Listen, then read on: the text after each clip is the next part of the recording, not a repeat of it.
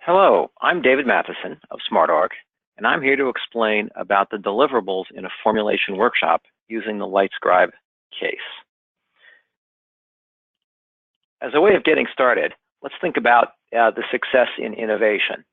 Many business processes and assumptions are designed around this thing on the left. People think success is fairly linear, that you can plan it, you can understand it. But in fact, as we all know, that innovation success really looks like a very complicated squiggle. And so rather than throw up your hands, which is the other option, we have a different way forward. So I want to introduce this idea of innovation and kind of how it sits in a sort of innovation process. Without getting into too much detail in innovation process, most companies have some kind of ideate phase, and then an incubate phase, and then some kind of acceleration or translation phase where they move from an idea into a full-fledged business. But that common method misses a formulation phase. So ideation is usually done by scouts or by brainstorming, and even with quite a bit of effort, you still have to take the time to formulate a investment grade proposal, something that actually accounts for the twists and turns that you're likely to face in innovation. And so a formulation workshop is a way to do that. The formulation workshop helps you create an investment grade proposal in a complicated innovation environment. So there are three main deliverables. The first one is a strategy table. This lets you align on multiple strategies. In particular, think really boldly, consider wild ideas, break your assumptions, try new ways, and be innovative in the whole business structure that you're trying to think. Clarify the plan A.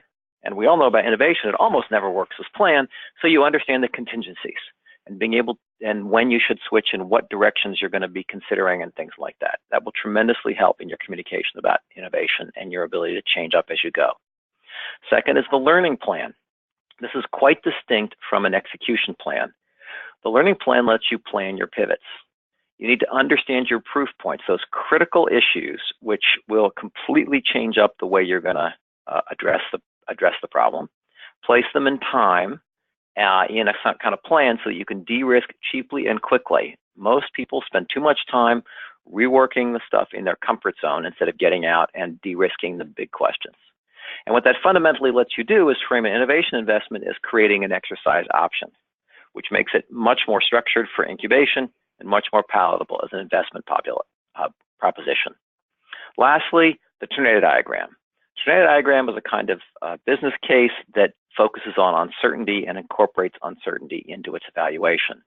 Fundamentally, this lets you understand and drive the upside by focusing on the things that matter, the uncertainties that matter, what really will drive the upside and what is the path to it. And along that way, it lets you build a winning business case, first for the initial investments, and as you demonstrate, gather evidence about these upside uncertainties, increase and accelerate the investment through incubation and beyond. So without further ado, let me get into the case. You need to rewind your brain to around 2000. Now in the year 2000, the internet is around but hasn't completely taken off. People are sharing music, mostly on CDs, and this is a booming business. And these kind of methods of sharing and are propagating wildly. And a person at HP, Daryl Anderson, has this idea that you could use the laser in a CD writer to actually write a high quality label. People are using stickers, it's a big mess, it's inconvenient, and this laser can do this, and by luck, HP files a patent and finds out that there's an opening here. So they have a way to play. And so they quickly proceed through a well-developed innovation process they had at the time to kind of explore this idea and see if they can make it. And after some time, they start to run into a snag. They've assembled their teams of experts, and each kind of area is thinking a little independently about the strategy for Lightscribe. First of all, most people are making a kind of assumption. HP sells a lot of computers, and one of the key strategic themes is let's make our computers more attractive by making this an exclusive feature on our computers. And indeed, that was the initial assumption. People just made the assumption that we're going to make this a feature of computers and just started going. When they started to run into snags with that problem, they didn't know what to do. And indeed, a secondary voice became loud in these project teams, which is we need a license play. In particular, we need to license out the technology, a kind of salvage approach. So there's a sort of tension going on between these two as they kind of fight for control of the project or dominance of the project. Now, there are some other heads in there. So one group is thinking we really need to sell to all comers as a component because that's how we get penetration of this disk drive. And another group is thinking we really don't understand the disk drive business. We're in the computer business, not the OEM side of it. So we're going to have partnerships to make this work. Now, these are kind of strategy fragments, and they're competing and conflicting. So the question is, what are the coordinated business plays? And that's where the first deliverable, the strategy table, comes in.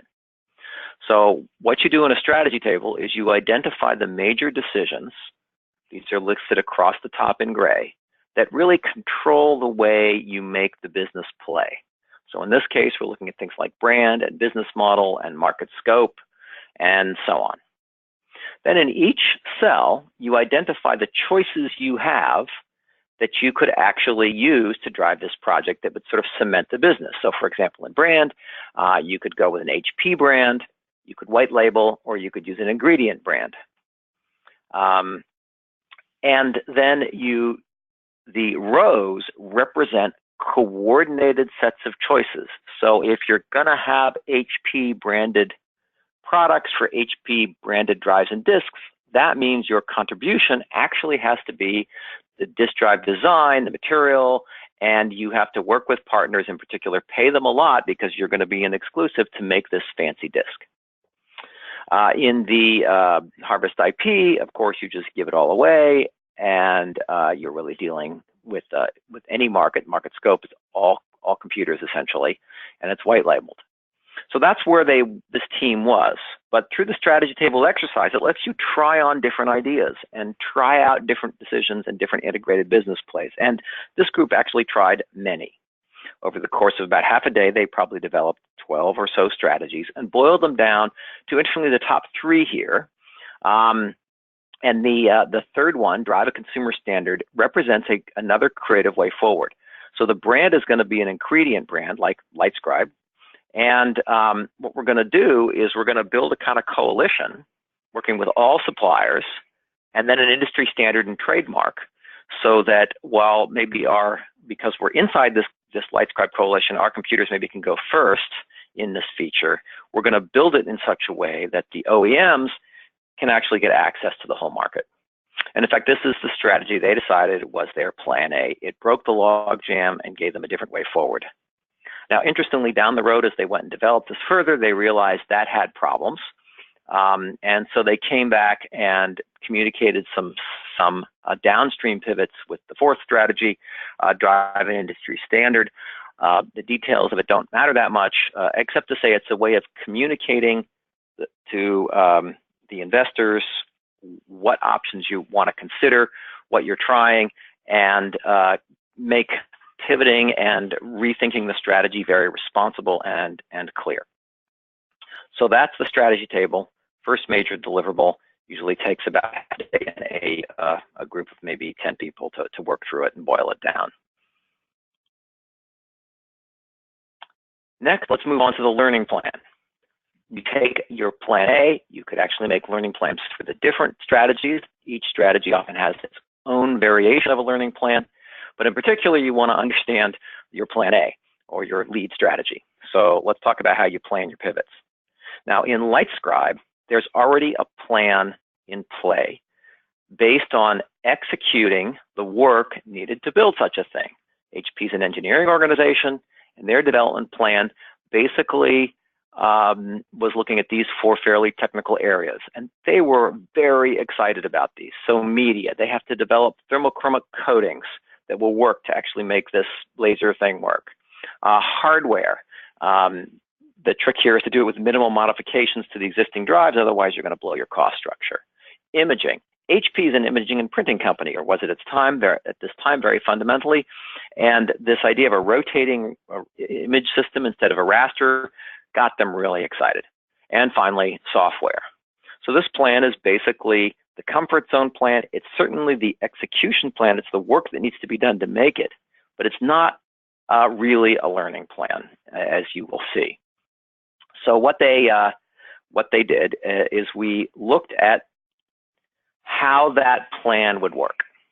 And this is in the context of the lead strategy, which is the consortium strategy with the inside brand. So it's basically, let's develop a prototype and we'll go out and test it and see if it sticks. So that plan calls for phase one, which is develop a system to meet the specs. They have a very good understanding of the user requirements at this point, so then they just need to go build it. That costs approximately $20 million.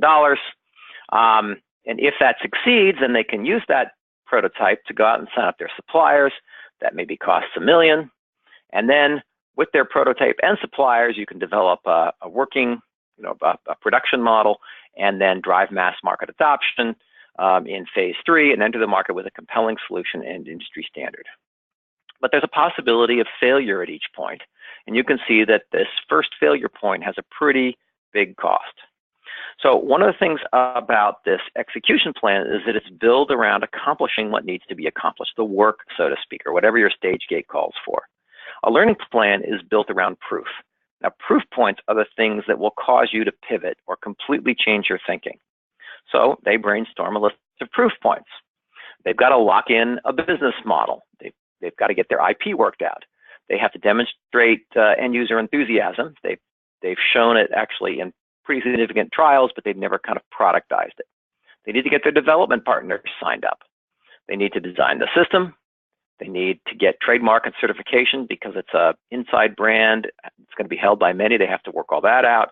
And they actually have to achieve an industry standard so they can move it forward. So designing a system to meet a spec is certainly an important proof point, but it's not the only one. And it also, like many execution plans, it's the one that's in HP's comfort zone. So it's the one everybody wants to assume and just go get to work on.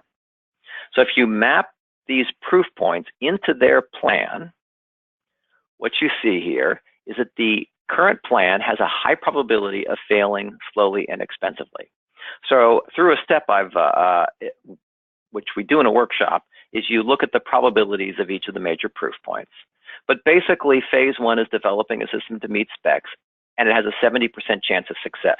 They're pretty good at that. Then they go into the sign up the critical suppliers, which sadly only has a 10% chance of success. And then if they actually get the suppliers on board, 80% chance they can drive that compelling market solution. So there are two basic problems with this plan. One is that it's probably going to fail here in phase two after you've spent the $20 million. So it's set up to fail slowly and expensively. A second problem is if you look at this from an investment grade proposal point of view, it's got two issues. So one is that there's only a 6% chance of getting all the way to the end. So it's definitely an oyster or maybe an option that has to be created. So there's at HP in this time, the 6% wasn't the problem. The problem is that the first step is 20 million. So you're asking for a very large chunk of money against a very risky proposition. So you're not using the option structure to prove out, increase confidence, and escalate the investment as you go. You're starting with the biggest bite. Well, so how do you fix this? You've basically got to get the proof points in the right order and frame it in terms of how do we learn quickly and cheaply. And in particular, these first two phases are in the wrong order. So they made a new learning plan. They reordered these things. And they started with signing up the critical suppliers. Now, there's some little other things you have to do to make that work. But essentially, the heart of this is signing up the suppliers, which has only a 10% chance of success and doesn't cost that much.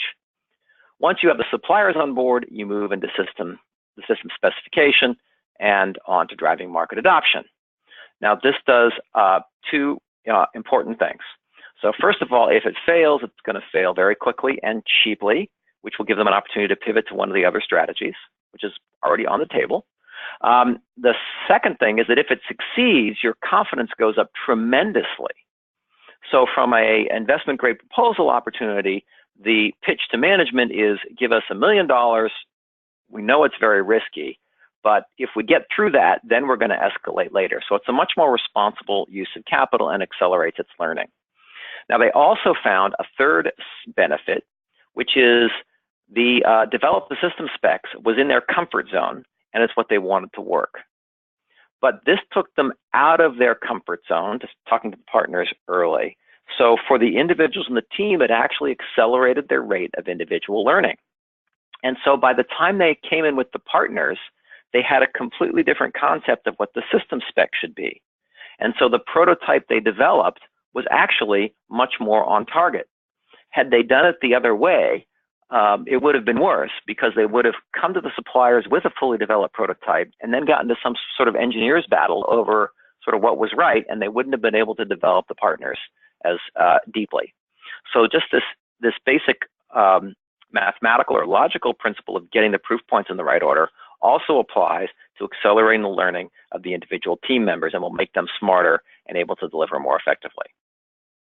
So that's, here's a sort of a more formally laid out one. You start with the learning points, the proof points, and you build a project plan using those as a backbone, and then fill out the work required afterwards. And so you focus on the probabilities, and then you back into the durations and the investments to get the various factors for the plan.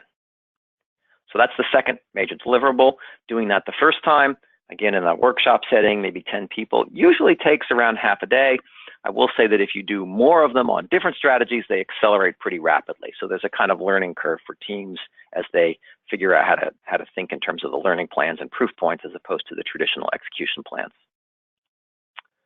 The last major deliverable is a tornado diagram, and this puts a financial perspective on the whole thing.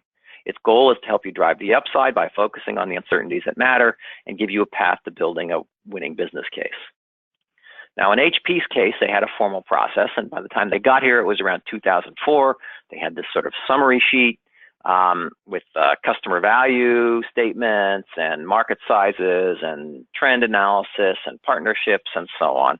But they had a kind of template to do a uncertainty analysis that looked at the market and the razors and blades business model and so on, and walk them through the critical questions in a business case as critical management questions, which led then to numbers that you could put into a business model. So let's talk about one of the key uncertainties.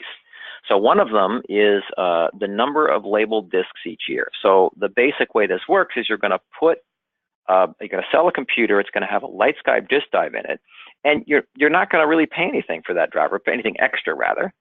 But it's a razors and blades model, so you make the money off the special thermochromically coated disks, which produce the beautiful labels as illustrated in that picture.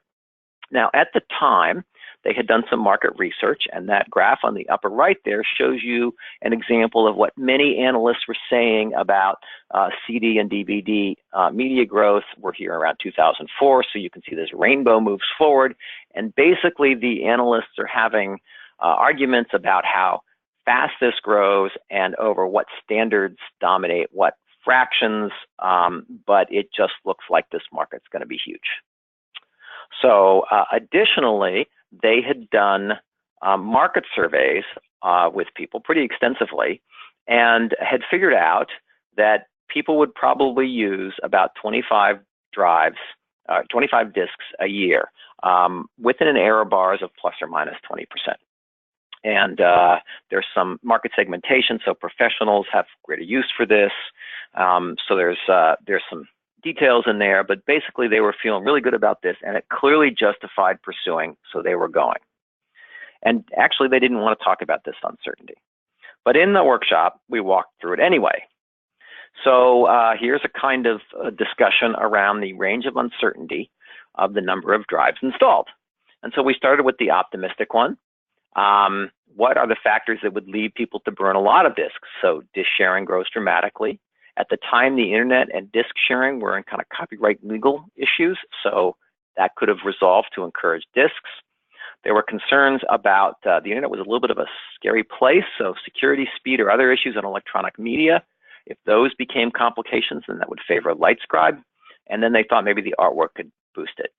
All right, so that is an open discussion to help envision that future scenario. And in the high case, it's about 1 disk a week on average. Now, in the low case, the sort of the opposite holds true, right? So the internet and electronic media become the dominant form of sharing at the expense of disks, and there could be copyright issues in the burn content. And the really interesting one for me was the MP3 player's takeoff, because at the time, the MP3 player was a toy a geek could use to put a few songs onto a little thing he could put in his pocket. And so this was quite visionary to consider that possibility. And so it was a small voice, it got into the room as an important minority opinion and got included in the range of uncertainty. And I think that's really critical in innovation, is when you look at these uncertain factors in the business cases, you don't make assumptions. You understand the minority, the majority views. You can have a base case that you kind of your main one you talk about, but it's all in the context of what the ranges are, and in particular the question of how do I drive the upside. So in this scenario here, that doesn't favor the drives, they thought they would get on average of 2 a week disks. And that's kind of interesting because there's some subtlety there about that's a segmentation. Professionals would probably use it more than the general mass public. And then they said, okay, for the base case, let's use our market studies, 25 disks a year. So this was a little bit challenging for people because they didn't want to talk about it. They thought this would just be a, clearly disk drives were growing. The uncertainty they really wanted to talk about was the cost of modifying the CD and the DVD drives.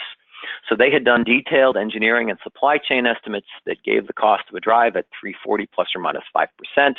They were having some problems, and they were terrified what would happen if the range would go to plus or minus 10%, and wouldn't that kill the business? Because this business runs on very small margins. And so a lot of their management concern was around this uncertainty, and indeed a lot of the project plan was around managing this issue. And certainly it's an important issue, but the question is it what moves the needle on the business? And so if you do these uncertainties, so you do 340 plus or minus 10%, and that range of uncertainty around the disk drive uses, and look at many, many other uncertainties, you get the tornado diagram, which is another major output of the Formulation Workshop.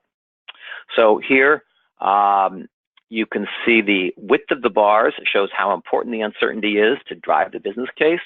And in net present value terms, basically the life of the product, you can see we've removed the numbers to protect the guilty, but basically you have loss-making businesses to really great business for HP. So a couple interesting things. One is that the base case is kind of okay. So you really wouldn't want to invest in this as an innovation project just for the base case. But the good news is there are actually scenarios that lead to very significant upside that take you into the great area. And indeed, the largest factor of that is how many disk drives they use per year, 50 being the upper number. You can see the cost for base units here down towards the bottom. This uncertainty does matter, but it doesn't change the game at all. It makes the business more or less profitable, but it's not what really drives the vision of what you're trying to do. So it's an uncertainty. It's actually getting too much attention. So what did they do with this? Well, at the time they were getting close to launching their first product. One part of management said, hey, we see a path to being really great, so we're going to make this your base plan and give you some stretch goals and go. That would have been a disaster. To hold people accountable to deliver the upside usually creates very big problems. In particular, they would have had to overinvest and collapse. It probably would have collapsed under its own weight. So what they did instead was they made plans for a base hit, sort of in the small to okay range, agreed to be accountable for that. But they also set up intensive monitoring and information gathering around the issues around copyright resolution and the MP3 players and so on.